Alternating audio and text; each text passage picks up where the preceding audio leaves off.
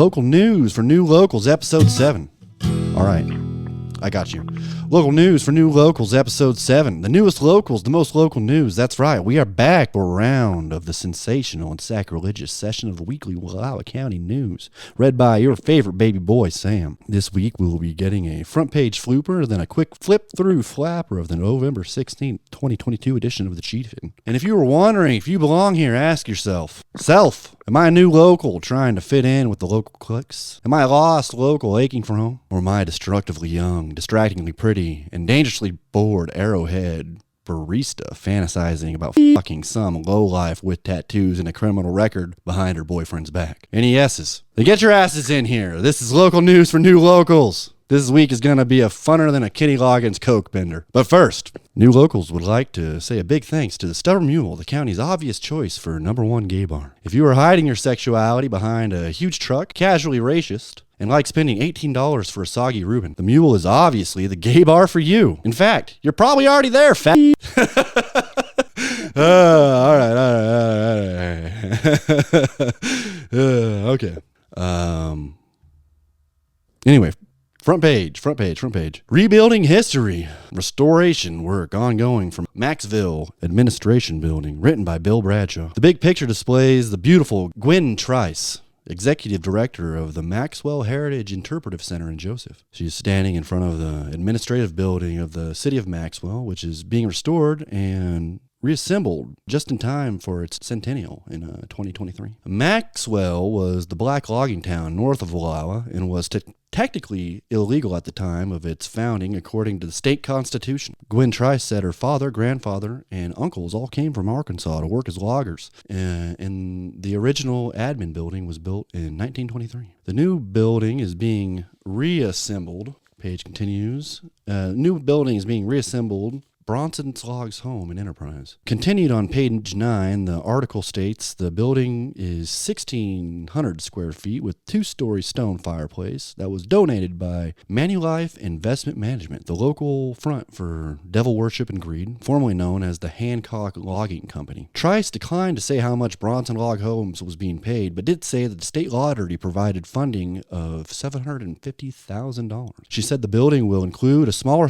retreat space for up to 40 people to stay in the night, but will not be open to the public. Any visits must be planned in advance. The future events for the site will also hold dark sky events for stargazing and black magic. Trice says plans are also in the work for summoning the dark prophet of eternal silence, timber management plan, and plans protecting water resources and wildlife of the area. We are building experiences in those spaces, she said. Good for her. Anyway, next up is WALLOWA County Voices. This week is Tammy Russell. Newcomer finds friendly locals here. She moved here from Oregon, spelled with an I, and said she came just for a change. I thought I'd come here and start over. She works as a housekeeper at a motel and lives in Enterprise. And she said the hailstorm, which for some f***ing reason Bill Bradshaw keeps asking people about for the last 2 months, was really sad and glad it didn't hit over here. She advises people moving here that finding a place to live can be difficult, but she encourages anyone interested to give it a try. All right, now at the bottom of the page, we got Sheriff won't enforce gun control measures. Sheriff Fish joins other law officials taking aim at Measure 114, written by Josh Rindfleisch. I cannot enforce laws I've believed unconstitutional, drawled Joe Fish, WALLOWA County Sheriff. He specifically pointed out the high-capacity magazine ban violates the Second Amendment. The measure passed by 30,000 votes statewide and also requires firearm training before obtaining permits to purchase guns. The measure failed in the county by 3-1 votes. Joel says the measure will do little to stop crime because f*** you, he isn't enforcing it. Continued. On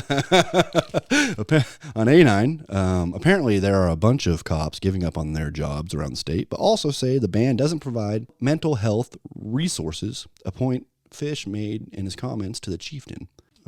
And that's all that. Now let's get to the quick flip through. But before that, a quick word from Johnson's local hottie shop, located behind Joe Hard, across the street from the obviously gay Stubborn Mule. Come pay these losers to keep their clothes on at the county's only male strip club, Johnson's local hottie shop. Just ask Joe. All right, quick flip through. All right. Out of the past, 100 years ago, athletic relations between Enterprise and WALLOWA schools have been suspended indefinitely. Following Saturday's football game, H.M. Dubois wrote the coaches' team and Enterprise citizens were repeatedly insulted, and the WALLOWA students' football team and citizens the coaches, team, and Enterprise citizens were repeatedly insulted by the WALLOWA students, football team, and citizens of WALLOWA. They used indecent language in front of women and children. 50 years back, the beautiful Patty Callahan was chosen as the WALLOWA County Junior Miss for 1973. 25 years ago, the body of a Salem area hunter, Clinton Page, 78, was found by two 4-0 ranch hands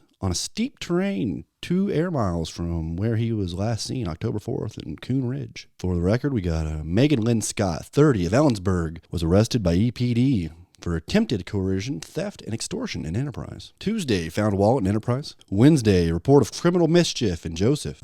Call reporting overdue hunter in Troy. Thursday, telephonic harassment in Joseph. Hunting complaint in rural Joseph. Friday, found bank card in Enterprise. Suspicious person reported in Joseph. Saturday, civil dispute in Enterprise. Noise complaint in rural Joseph at 4 p.m. on a Saturday.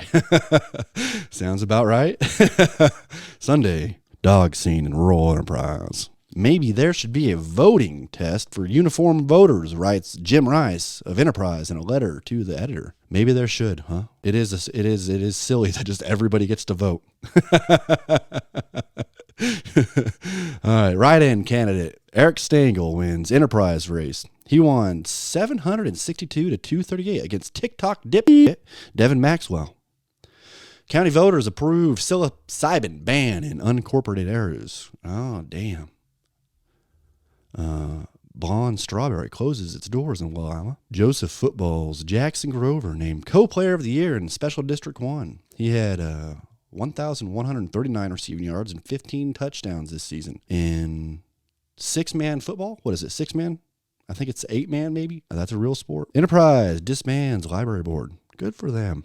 Fucking lazy fucking library board members. Oregon gets millions Oregon gets millions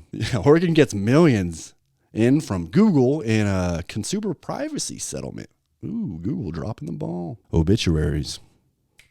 No laughing. William Hunter Crawford died. John Vernon Hayes died. All right. Dollar Stretcher has bone-in spiral sliced half ham at $2.49 a pound and boneless pork roast for $2.29. Safeway has a free turkey with a minimum purchase of $150 or more and ribeye roast for $9.99, dude. Gonna party like it's 1999, dude. Anyway, that's it, guys. That's the news, and we're on the blues. Thank you for checking in. Send any questions or complaints to localnewsfornewlocals@gmail.com. And remember to subscribe and comment below. See you next time on Local News for New Locals.